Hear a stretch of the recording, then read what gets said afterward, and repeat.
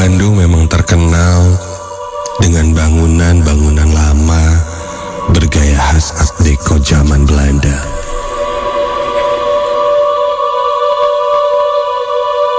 Dan hal itu membawaku untuk menelusur lebih dalam tentang bangunan-bangunan tua di Bandung. Sejarah menyebutkan Bandung ingin dijadikan sebuah kota di mana kota ini berisi oleh orang-orang Eropa. Maka muncullah bangunan-bangunan lama bergaya khas Eropa yang tersebar di beberapa titik di kota Bandung.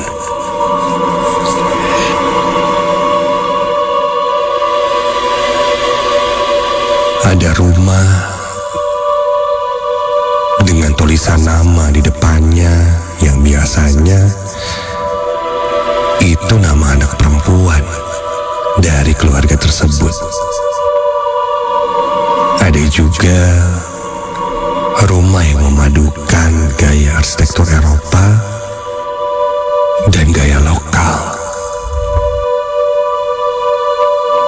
Hal ini membuat bangunan-bangunan tersebut pada akhirnya menjadi cagar budaya. Ada yang dilestarikan seperti bangunan-bangunan di sekitaran Jalan Asia Afrika, mungkin di sekitaran Jalan Jawa, Dago, dan lain-lain. Ada pula yang sudah hancur dimakan usia dan zaman.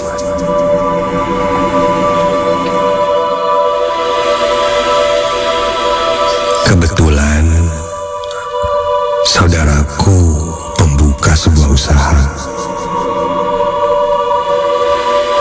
Dia mengontrak sebuah rumah bangunan zaman Belanda yang ia jadikan tempat usaha. Dulunya memang itu sempat dijadikan juga tempat usaha, namun sudah tutup cukup lama.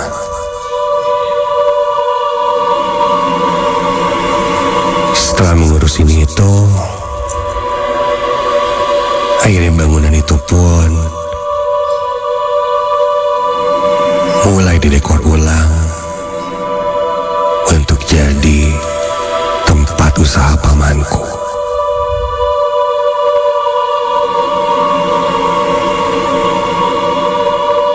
Selama proses mendekor dan membereskan,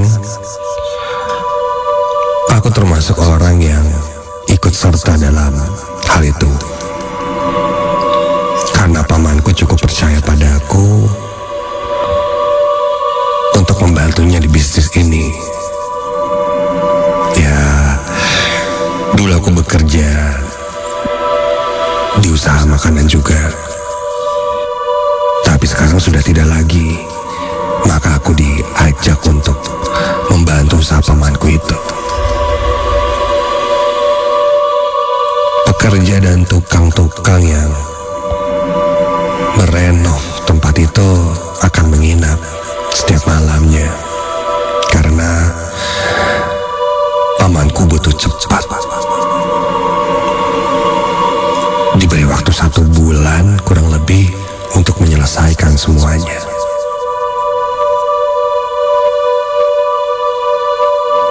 Hampir setiap hari aku datang ke lokasi untuk mengecek pekerjaan tukang-tukang itu. Dan untungnya semua berjalan dengan lancar, cukup cepat sehingga terlihat progresnya. Sampai suatu malam,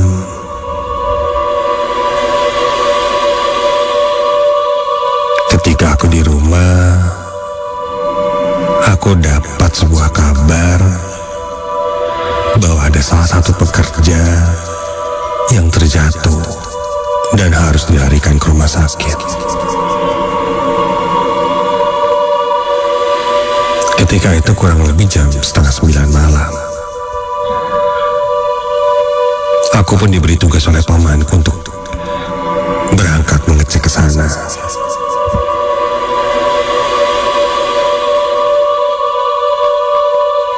Singkat cerita, pekerja itu dibawa ke UGD dan langsung mendapatkan perawatan. Beberapa pekerja lain mengantarnya. Ketika aku tanya kenapa, mereka pun berkata, sebenarnya hal ini cukup aneh.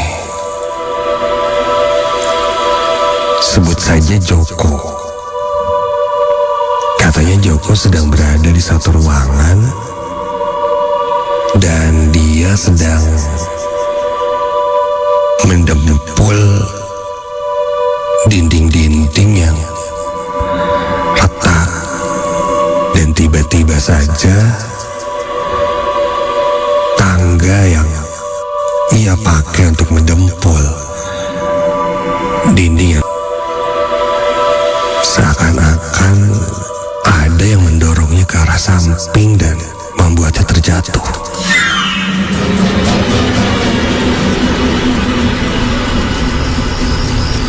Ruangan mana, aku bilang? Ruangan yang ada di paling pojok.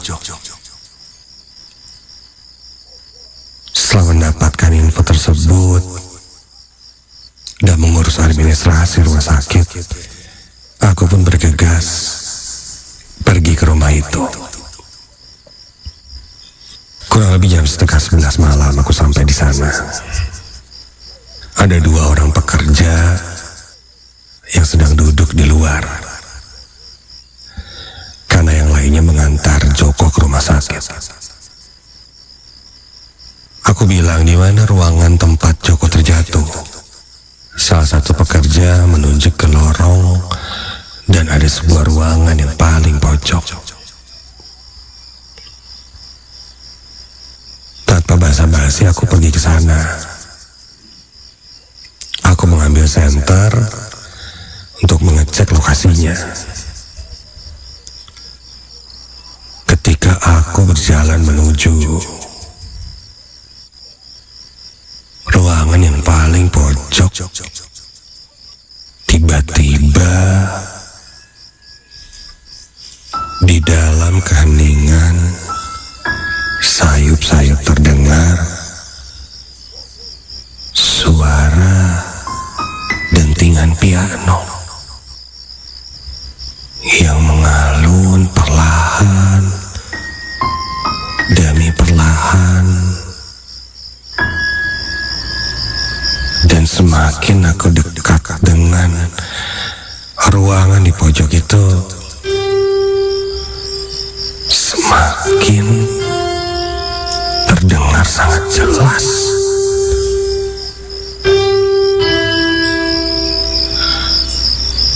Dan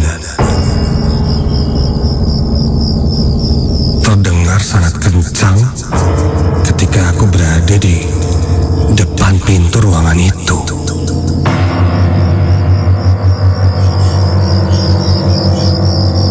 Aku pun menarik gagang pintu dan membukanya, lalu suara itu tiba-tiba hilang. Dan yang kulihat ruangan kosong. Dan kulihat ada sebuah piano di tengah ruangan itu. Aku tidak begitu ingat, tapi mungkin saja memang ada piano di sana.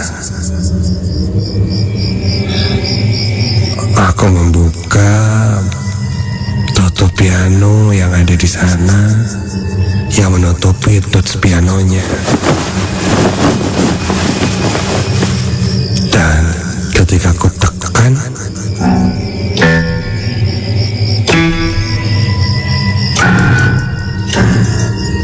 suara piano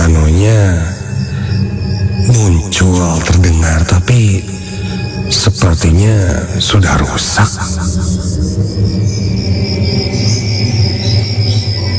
Tapi jelas ku dengar ada suara piano.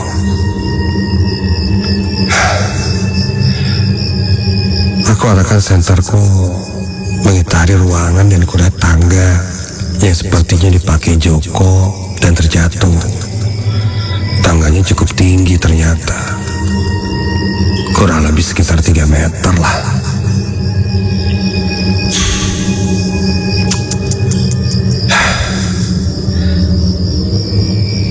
Kulihat tidak ada yang aneh lagi sih. Dan begitu aku akan keluar dari ruangan,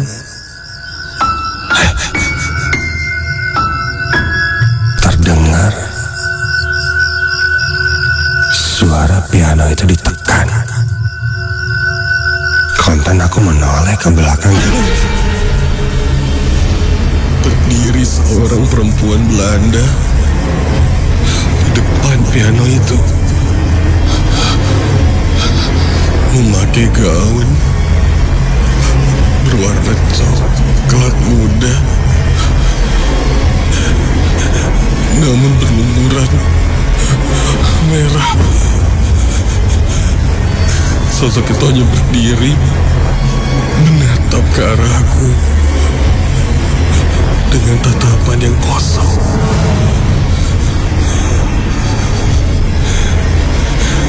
Seketika itu juga aku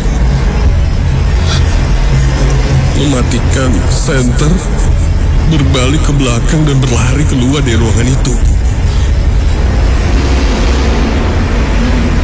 Dan tiba-tiba terdengar suara teriakan perempuan sangat kencang hingga membuat pintu ruangan itu terbanting.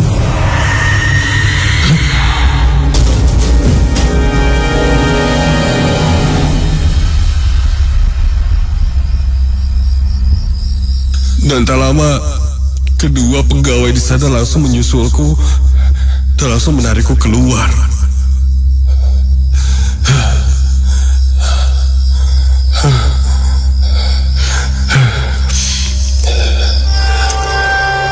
Salah satu pegawai bilang,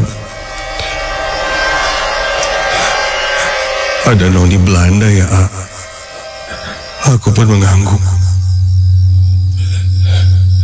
Iya. Ternyata beberapa pegawai di sini ketika bermalam sering ditampakkan sosok noni Belanda.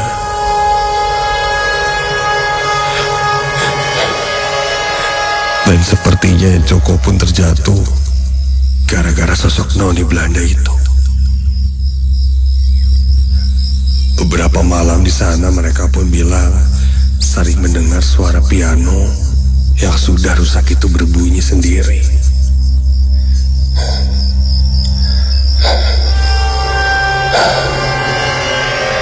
Tapi bagaimanapun, tempat itu akan dijadikan usaha, dan mau tidak mau harus tetap dibersihkan. Piano tua itu pun kami simpan dengan baik. Mungkin dulu perempuan itu pernah tinggal di sana dan menjadi korban ketika Jepang datang. Meskipun selama proses pembangunan, noni Belanda itu kerap kali muncul. Namun ketika tempat usaha makan itu sudah ramai, hal-hal tersebut sudah jarang terdengar. Hal yang bisa kuambil adalah ketika satu tempat yang memang sudah lama kosong, pastilah ada yang mengisinya.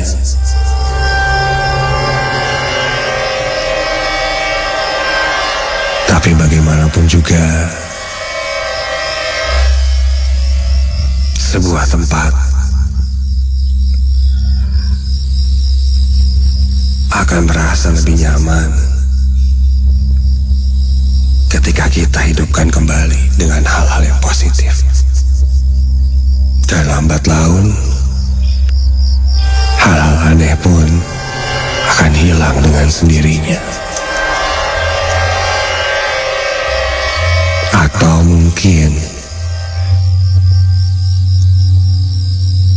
mereka tetap ada di sana, namun bisa beradaptasi dengan kita. Pagi hingga malam adalah waktunya manusia, dan ketika lewat itu, ketika tempat kami tutup, itu kembali menjadi tempatnya mereka.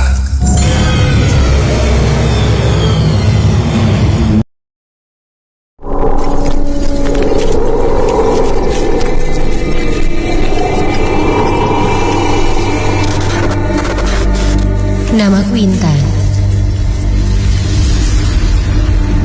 Aku adalah seorang mahasiswa di sebuah universitas di Bandung. Aku adalah salah satu orang yang sangat menantikan malam Jumat. Bukan untuk bersemedi atau melakukan ritual yang berbau goib, tapi untuk mendengarkan Radio Ardan.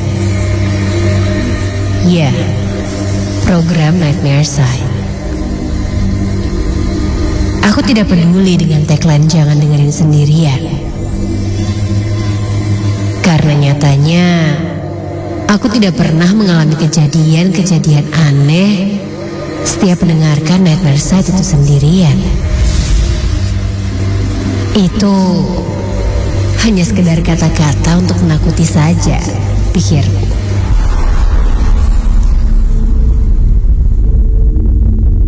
Hari itu aku lelah sekali karena tugas-tugas kuliahku yang begitu menumpuk. Kuliah jam sudah menunjukkan pukul 10 malam. Akhirnya aku bisa mendengarkan Nightmare yang sudah ku nanti selama seminggu.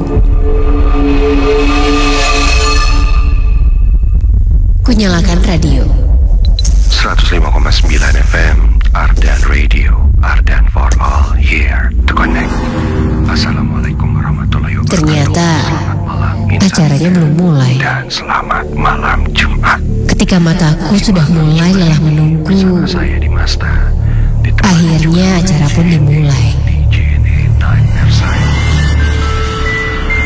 Namaku Iwan. Aku baru saja bekerja di sebuah pabrik. Ku dengarkan ceritanya Masih berada sambil tidur-tiduran di kasurku. Bisa dibilang aku baru masuk kerja Ternyata 3 bulan. sekarang sedang menceritakan Sampai seseorang yang bertemu dengan hantu pocong. tiba-tiba ada yang menumpuk Ku dengarkan bauku dari cerita, belakang. dan akhirnya tanpa sadar Dan ketika aku sudah memejamkan mata. Joko, Hingga sebuah suara membangunkanku.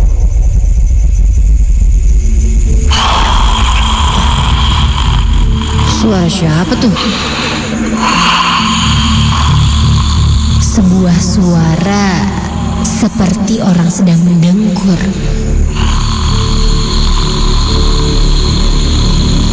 Apa mungkin ayahku yang sedang tidur lalu mendengkur dari kamar sebelah? Tapi setelah ku dengarkan dengan seksama, ternyata suara berat itu tidak jauh dariku. juga kubalikan posisi badanku, menengok ke arah lemari yang ada di ujung kamar. Astaga! Terlihat sosok makhluk berwarna putih yang dibungkus kain sedang melihat ke arahku. Pocong! Aku ingin keluar, tapi pocong itu berada tepat di sebelah pintu. Aku hanya berteriak-teriak agar orang rumahku mendengar dan menolongku. Tolong! Tolong! Pocong! Pocong! Pocong itu tiba-tiba hilang. Aku pun bergegas berdiri dan tiba-tiba saja pocong itu sudah berada tepat di depanku dengan muka yang sangat menyeramkan, hitam kasar dan menatap kosong ke arahku. Dan pocong itu mulai membungkukkan badannya dan wajahnya semakin dekat ke arahku.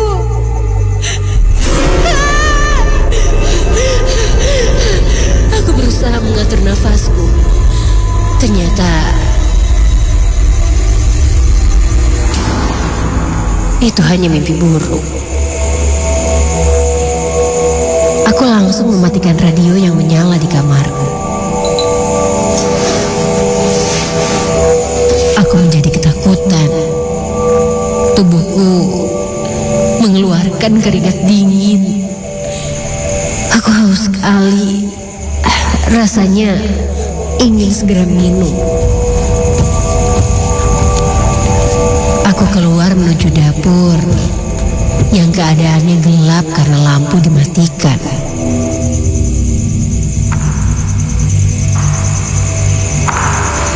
Aku menuju saklar lampu dan begitu menyalakan lampunya,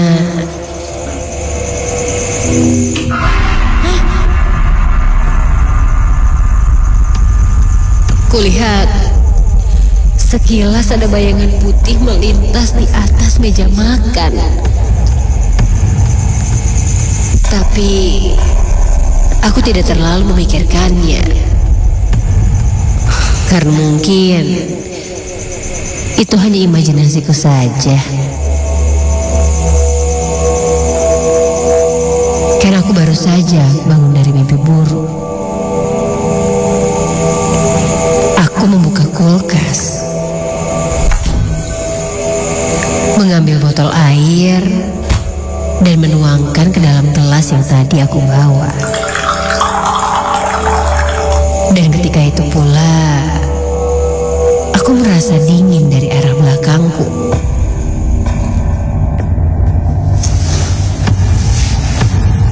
Harusnya kan dingin berasal dari kulkas yang ada di depan. Sekali lagi aku tidak memperdulikannya. Sampai ketika aku menutup kulkas dan membalikkan tubuhku, mulai tercium bau-bau aneh. Seperti bau busuk yang menyeruak. Seperti bau bangkai. Aku mencoba mencari-cari sumber bau itu. Namun, aku tidak menemukannya. Tiba-tiba, 105.9 FM, Ardan Radio, Ardan for all here to connect. dari kejauhan, ku dengar suara radioku menyala kembali. Kok radionya nyala sendiri? Radio di kamar yang sudah kumatikan itu menyala sendiri dengan volume yang sangat kencang. Buru-buru aku kembali ke kamar karena takut suaranya membangunkan yang lain. Begitu sampai, aku langsung mencabut kabel dari radio yang menempel itu.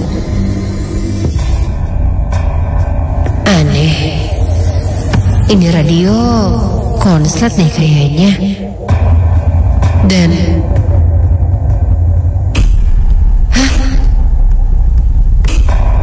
kulihat dari dalam kamarku seperti ada yang memainkan saklar lampu di dapur. Kini kulihat lampunya nyala lalu padam. Terus menerus seperti itu. Aku pun berjalan keluar mendekati dapur. Lampu pun masih menyala, lalu padam. Hingga ketika aku mendekati dapur, lampu tiba-tiba padam. Keadaan dapur kini menjadi gelap. Hampir tak terlihat apa-apa di sana. Hingga ketika aku nyalakan lampu,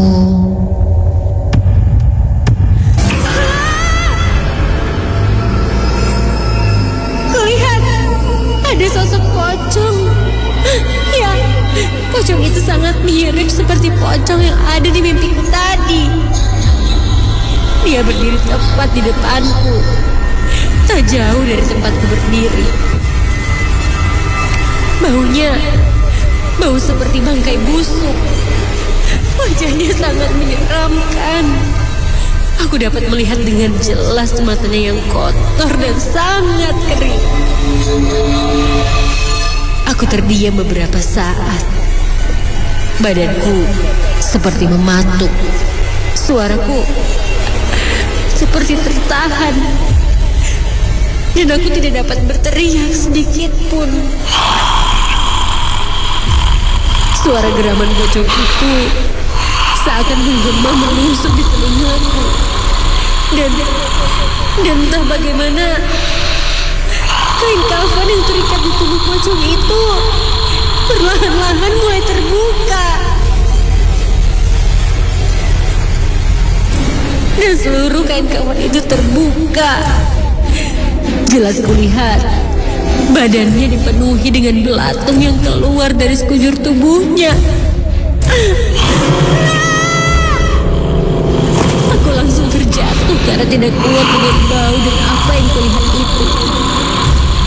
Aku menutup mataku hingga suara itu pun perlahan menghilang.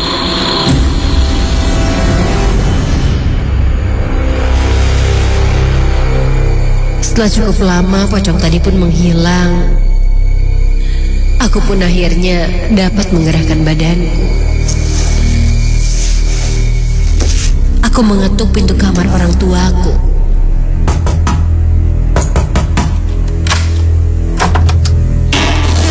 Dengan wajah bingung, ibuku membukakan pintu.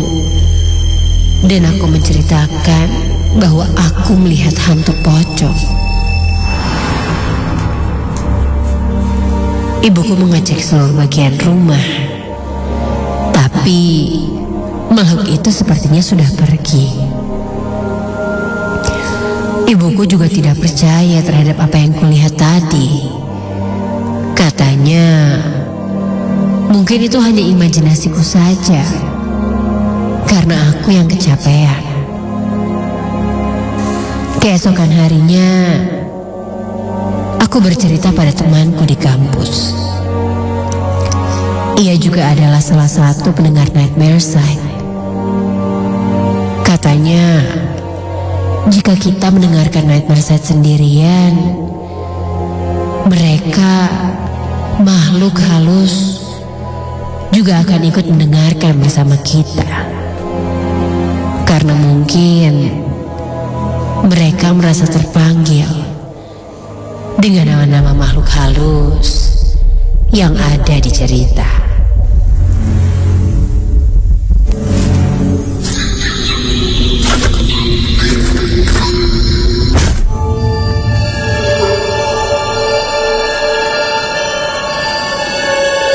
Namaku Timo. Sudah hampir 2 tahun menganggur. Akhirnya aku dapat pekerjaan, walaupun hanya menjadi karyawan biasa. Tapi akhirnya terjawab. Seperti karyawan pada umumnya, waktuku banyak dihabiskan di kantor. Kurang lebih 8 jam per harinya. Sebagai karyawan baru di sana, temanku belum begitu banyak. Namun ada satu teman yang cukup dekat denganku sejak aku baru bergabung. Namanya Rian. Jadi bisa dibilang Rian adalah salah satu rekan kerja yang cukup dekat denganku. Perlu memang beradaptasi di pekerjaan baruku ini dan bersosialisasi dengan yang lainnya. Tapi kadang pekerjaanku membuatku harus lebih fokus di tempat kerja atau di tempat dudukku. Bahkan kadang aku bekerja lewat dari jam pulang. Jam 9 atau jam 10 malam, kadang aku baru selesai. Ya, mungkin aku memang belum terbiasa dengan pola kerja, jadi agak sedikit lambat. Sampailah pada hari itu. Sepertinya hari itu aku akan pulang cukup larut. Namun aku tidak sendirian. Ada beberapa rekan juga yang masih berada di kantor. Kantorku ini berada di gedung yang lantainya cukup banyak. Dan kantorku berada di lantai 6. Ketika itu aku sedang ngobrol bersama Rian dan rekanku yang lainnya. Hingga datanglah salah satu senior karyawan di sana yang ikut nimbrung dalam obrolan kami. Sebut saja dia Mas Adit. Mas Adit bertanya pada kami yang masih nongkrong di sana, mau pulang jam berapa katanya. Kami bilang, ya sebentar lagi. Mas Adit tiba-tiba memasang wajah serius sambil menunjuk ke arah lift dan bilang, tahu gak mitos aneh di kantor ini? Di malam-malam tertentu, pada malam hari, satu lantai di kantor ini tiba-tiba saja hilang. Dan itu lantai 4. Mendengar itu aku mengericitkan dahi, sedikit kebingungan dengan apa yang Mas Adit sampaikan. Tapi Mas Adit menyampaikannya dengan serius. Iya, dia pernah mengalaminya. Lewat jam 10 malam, ketika saat itu kondisi kantor sedang sangat sepi, dia turun dari lantai 6 ini menuju ke bawah. Dan ketika dia turun dan melihat penanda indikator di dalam lift, dari lantai 6 turun ke lantai 5 dan tiba-tiba lantai 3. Lantai 4-nya seperti terlewat begitu saja. Padahal di gedung ini ada lantai 4. Kami pun hanya mengangguk mengiyakan. Lalu tak lama Mas Adit pun pamit pulang. Aku dan rekanku yang lain saling melihat. Salah satu rekanku yang bekerja cukup lama dariku, dia bilang, Mas Adit selalu bilang ini ke anak baru. Entah untuk nakut-nakutin atau memang benar. Karena sepengalaman mereka di sana, mereka tidak pernah mengalaminya. Aneh. Kami pun lanjut kembali ke meja masing-masing dan menyelesaikan pekerjaan kami. Tak terasa sudah jam 10 malam.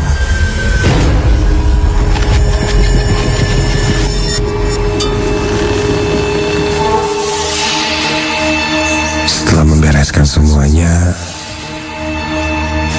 kami baru sadar hanya tinggal kami berdua, aku dan Rian yang masih berada di kantor. Dan ya, cabut. Udah mau jam 10 lagi. Agak ngantuk juga. Dan kita lanjut lagi aja. Karena aku lihat Rian masih membereskan beberapa berkas. Rian pun mengangguk setuju. Lampu-lampu kulihat sudah dimatikan sebagian. Buruan, Yan. Aku paksa Rian untuk segera mematikan komputernya dan kita buru-buru pulang.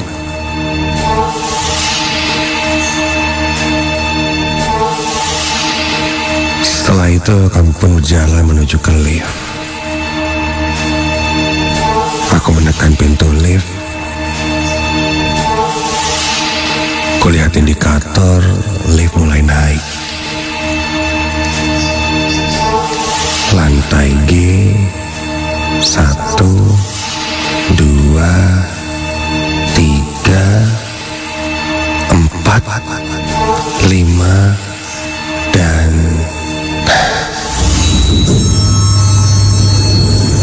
lift sampai di lantai kami. Jelas terlihat ada lantai 4. Aku jadi teringat omongan Mas Adit. Berarti kami sedang beruntung.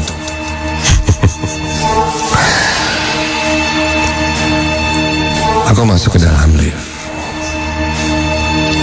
Rian mulai menekan tombol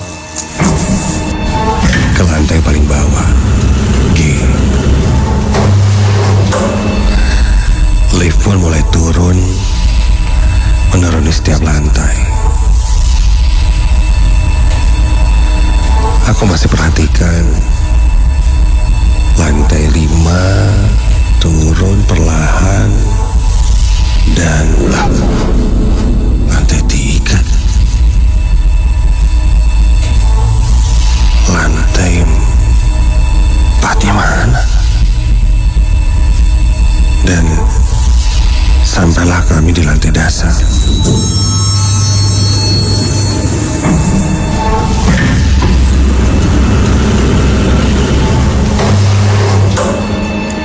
Bentar. Kok tadi lantai 4-nya ke-skip ya? Pas naik tadi gue lihat. Kok tiba-tiba pas turun gak ada? Aneh deh. Ini error atau gimana ya? Begitu tanya aku pada Rian. Rian nampak tidak peduli. Dia malah bilang padaku, bentar ya, mau ke toilet dulu. Buru-buru dia keluar dari lift dan kulihat dia masuk ke toilet di lantai dasar. Ketika itu aku tidak langsung keluar dari lift. Ada rasa penasaran. Coba lagi ya. Aku tutup lift dan kembali ke gedung kantorku di lantai 6.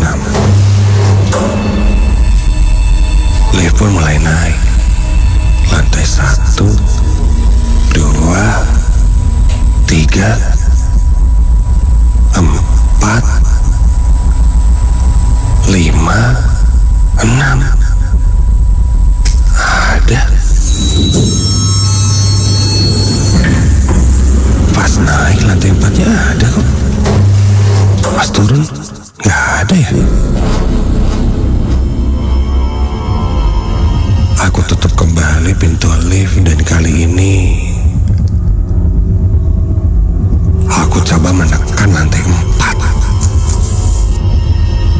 karena penasaran. Aku tekan lantai 4. Loh, macet atau gimana sih?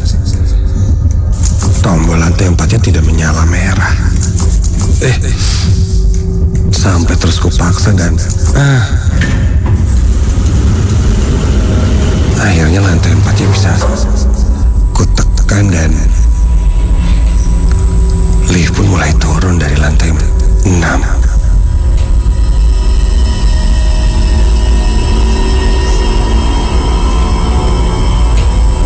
Dan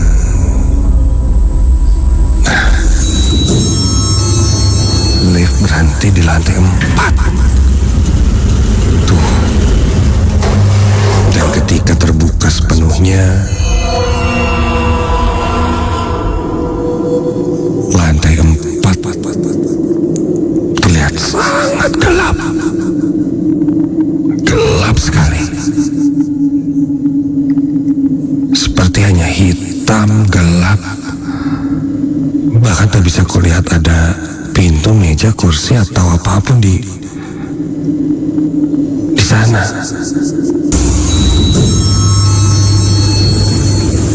Aku pun mulai mengingat-ingat. Sepertinya aku pernah ke lantai 4. Tapi setahu aku tidak seperti ini. Seperti gedung-gedung lainnya atau lantai lainnya terlihat normal. Tapi kok ini gelap banget ya.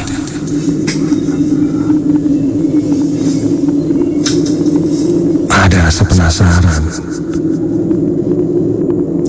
Ketika pintu lift itu hampir tertutup, aku menahan pintunya dengan tanganku dan coba mengintip ke lantai 4.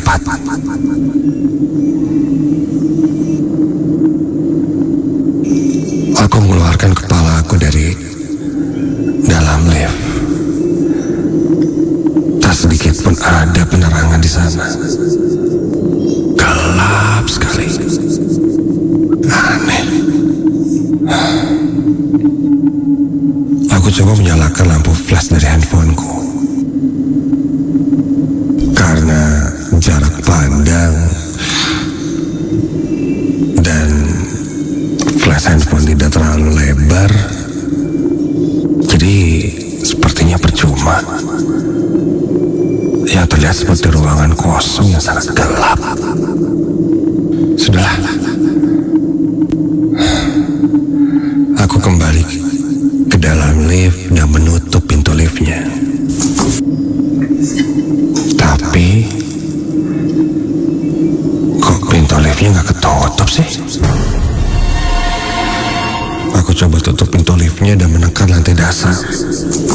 Wah, kenapa nggak nutup-nutup nih? Nah, apa sih? Sampai tiba-tiba saja dari dalam lantai 4 itu aku mendengar sesuatu.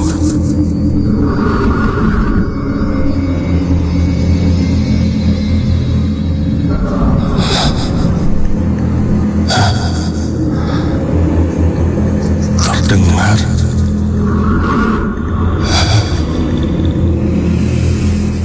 suara menggeram yang menggema seisi ruangan. Hampir mirip suara hewan, tapi bukan. Suaranya sangat berat dan Kontan membuat bulu kuduku berdiri merinding.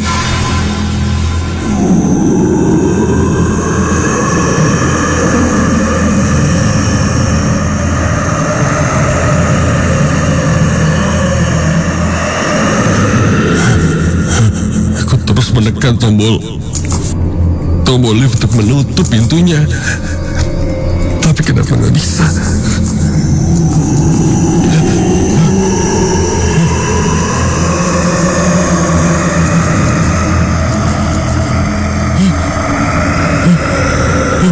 Sampai dari kejauhan terlihat sepasang mata merah yang terlihat perlahan mendekatiku, disertai suara hentakan langkah yang besar.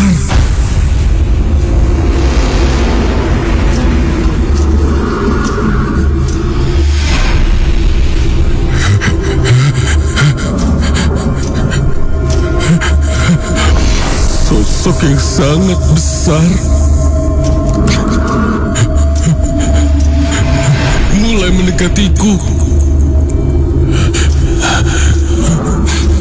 Matanya merah menyala dengan suara geraman yang menakutkan. Aku terus menutup pintu lift itu sampai akhirnya pintu liftnya tertutup dan lift pun mulai turun.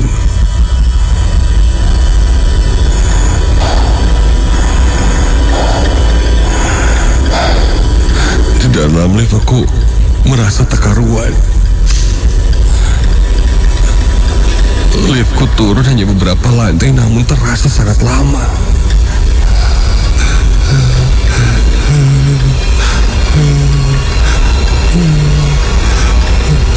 Aku merinding hebat. Bulu kuduku berdiri dari ujung kaki ke ujung kepala. Dan tiba-tiba saja terdengar suara bisikan dari arah belakangku.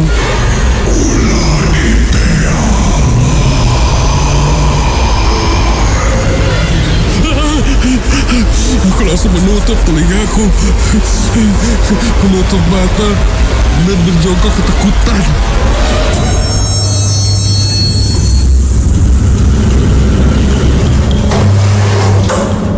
Hingga akhirnya aku sampai di lantai dasar dan kulihat Rian sudah berada di depan pintu lift. Dia langsung mengiringku keluar dari lift. Melihat wajahku ketakutan, dia bertanya padaku kenapa.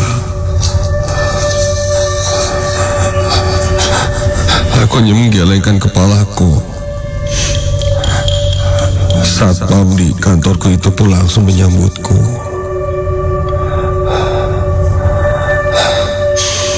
Dia bertanya dari mana, kenapa. Aku bilang, aku mencoba turun ke lantai 4 dan kulihat sisi ruangannya gelap dan tiba-tiba terdengar suara mengerikan dari satu sosok dengan mata yang merah.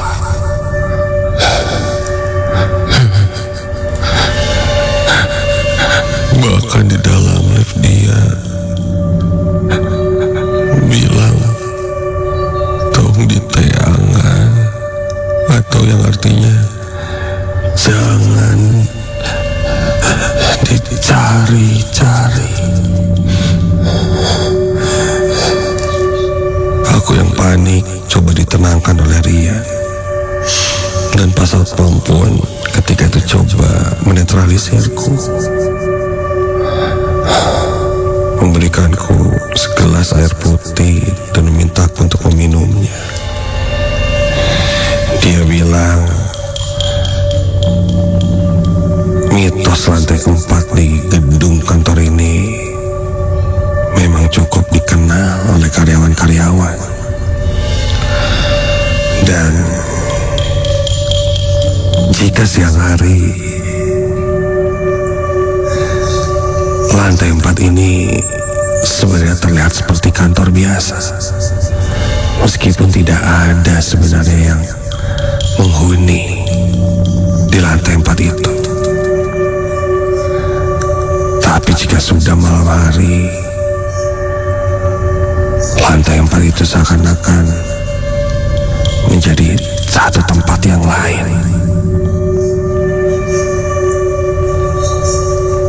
Dan bahkan